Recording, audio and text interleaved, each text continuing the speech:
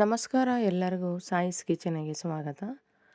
ಇವತ್ತು ಆಲೂಗಡ್ಡೆ ಮತ್ತು ಮೆಂತ್ಯ ಸೊಪ್ಪು ಹಾಕಿ ಪಲ್ಯ ಮಾಡೋದು ಹೇಗೆ ಅಂತ ನೋಡೋಣ. ಇದು ಮಕ್ಕಳಿಗೂ ಇಷ್ಟ ಆಗುತ್ತೆ ಮತ್ತು ತಿನ್ನಲಿಕ್ಕೂ ರುಚಿಯಾಗಿರುತ್ತೆ, ಹಾಗೆ ಆರೋಗ್ಯವಾಗಿಯೂ ಕೂಡ ಇರುತ್ತೆ. ಹೇಗೆ ಮಾಡೋದು ಅಂತ ನೋಡೋಣ. ಮೊದಲಿಗೆ ಒಂದು ಬಾಣಲೆಗೆ 3ರಿಂದ 4 ಟೇಬಲ್ ಸ್ಪೂನು ಎಣ್ಣೆ ಹಾಕ್ಕೊಂಡಿದ್ದೀನಿ. ಬಿಸಿ ಆದ ನಂತರ ಅದಕ್ಕೆ 1 ಸ್ಪೂನಷ್ಟು ಸಾಸಿವೆನ ಹಾಕಿ ಚಿಟುಕಿಸ್ತಾ ಇದ್ದೀನಿ. ಅದಕ್ಕೆ ಕರಿಬೇವನ್ನ ಹಾಕ್ಕೊಳ್ತಾ ಇದ್ದೀನಿ. 1 ಸ್ಪೂನಷ್ಟು ಕಡಲೆಬೇಳೆನ ಹಾಕ್ಕೊಳ್ತಾ ಇದ್ದೀನಿ. ಹಾಗೆ 1 ಸ್ಪೂನಷ್ಟು ನಾನು ಉದ್ದಿನಬೇಳೆನ ಹಾಕ್ಕೊಳ್ತಾ ಇದ್ದೀನಿ. ಇದನ್ನು ಚೆನ್ನಾಗಿ ಹುರ್ಕೋಬೇಕು. ಕಂದು ಬಣ್ಣ ಬರೋ ತನಕನೂ ಇದನ್ನು ಹುರ್ಕೋಬೇಕಾಗತ್ತೆ. ಈಗ ಇದಕ್ಕೆ 1/4 ಸ್ಪೂನಷ್ಟು ನಾನು ಇಂಗನ್ನ ಹಾಕ್ಕೊಳ್ತಾ ಇದ್ದೀನಿ. ಇದನ್ನು ಕೂಡ ಅಷ್ಟೇ ಸ್ವಲ್ಪ ಹುರ್ಕೊಂಡಾದ ನಂತರ ಇದಕ್ಕೆ ನಾನು 3 ಮೀಡಿಯಮ್ ಸೈಜ್ದು ಆಲೂಗಡ್ಡೆನ ಹೆಚ್ಚಿ ಇಟ್ಕೊಂಡಿದ್ದೆ ತೊಳೆದು, ಅದನ್ನು ಕೂಡ ಹಾಕ್ಕೊಂಡು ಇದನ್ನು ಬೇಯಿಸ್ಕೋಬೇಕಾಗತ್ತೆ. ಇದು ಬೇಯಲಿಕ್ಕೆ ಒಂದು 5 ನಿಮಿಷ ಬಿಟ್ಟರೆ ಸಾಕು. ಇದು ಬೆಂದಾದ ನಂತರ ಇದಕ್ಕೆ ನಾನು ಒಂದು 5 ನಿಮಿಷ ಇದನ್ನು ಮುಚ್ಚಿ ಇಡ್ತಾ ಇದ್ದೀನಿ. ಇದು ಬೆಂದಾದ ನಂತರ ಇದಕ್ಕೆ ನಾನು 2 ಕಟ್ಟು ದೊಡ್ಡ ಕಟ್ಟು ಮೆಂತ್ಯ ಸೊಪ್ಪನ್ನ ನಾನು ಅಂದರೆ ಮೀಡಿಯಮ್ ಸೈಜ್, ತುಂಬ ದೊಡ್ಡ ಕಟ್ಟು ಅಲ್ಲ, ತುಂಬ ಚಿಕ್ಕ ಕಟ್ಟು ಅಲ್ಲ, ಅದನ್ನು ಹಾಕಿ ಸಣ್ಣದಾಗಿ ಹೆಚ್ಚಿಟ್ಕೊಂಡಿದ್ದೀನಿ. ಒಂದು 3ರಿಂದ 4 ಸಲ ಚೆನ್ನಾಗಿ ನೀರಿನಲ್ಲಿ ತೊಳ್ಕೊಂಡು ಹೆಚ್ಚಿ ಇಟ್ಕೊಂಡಿದ್ದೆ. ಅದನ್ನು ಹಾಕಿ ಈಗ ಮಿಕ್ಸ್ ಮಾಡ್ಕೋಬೇಕು. ನೋಡಲಿಕ್ಕೆ ಇದು ಜಾಸ್ತಿ ಅಂತ ಕಾಣಿಸುತ್ತೆ ಸೊಪ್ಪು, ಆಮೇಲೆ ಇದು ಬೆಂದರೆ ಸ್ವಲ್ಪ ಕಡಿಮೆನೇ ಆಗುತ್ತೆ.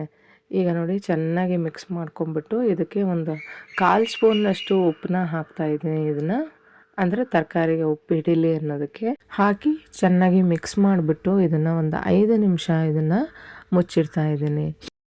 ಇದು ಚೆನ್ನಾಗಿ ಬೇಯಬೇಕು. ಇದಕ್ಕೆ ನೀರು ಹಾಕುವಂಥ ಅವಶ್ಯಕತೆ ಇಲ್ಲ, ಯಾಕಂದರೆ ಸೊಪ್ಪೇ ನೀರು ಬಿಟ್ಕೊಳ್ಳುತ್ತೆ. ಈಗ ನೋಡಿ ನೀರು ಹೇಗೆ ಬಿಟ್ಕೊಂಡಿದೆ ಸೊಪ್ಪು, ನಾವು ನೀರೇ ಹಾಕಿಲ್ಲ ಆದ್ರೂ ಸೊಪ್ಪು ಬಿಟ್ಕೊಳ್ಳುತ್ತೆ ನೀರನ್ನ. ಹಾಗಾಗಿ ಈಗ ನೋಡಿ ಇದು ಬೆಂದಿದ್ದನ್ನು ನೋಡಿ ಒಂದು 5 ನಿಮಿಷ ಆದಮೇಲೆ ಇದು ಬೆಂದಿರುತ್ತೆ. ಈಗ ಇದಕ್ಕೆ ಮುಕ್ಕಾಲು ಬೆಂದಿದೆ. ಅದಕ್ಕೆ 2 ಟೊಮೆಟೊ ಸೇರಿಸ್ಕೊಳ್ತಾ ಇದ್ದೀನಿ. ನೀವು ಹುಳಿ ಟೊಮೆಟೊನೂ ಸೇರಿಸ್ಕೋಬೋದು. ನಾನಿಲ್ಲಿ ಹುಳಿ ಟೊಮೆಟೊನ ಹಾಕ್ಕೊಂಡಿಲ್ಲ. ಈಗ ಇದನ್ನು ಚೆನ್ನಾಗಿ ಮಿಕ್ಸ್ ಮಾಡಬೇಕು. ಈಗ ಮಿಕ್ಸ್ ಮಾಡಿಬಿಟ್ಟು ಇದನ್ನು ಅಷ್ಟೇ ಒಂದು 5 ನಿಮಿಷ ಚೆನ್ನಾಗಿ ಬೇಯಿಸ್ಕೊಂಡ್ರೆ ಆಯಿತು. ಈಗ ಪ್ಲೇಟ್ ಮುಚ್ಚಿ ಬೇಯಿಸ್ಕೊತಾ ಇದ್ದೀನಿ.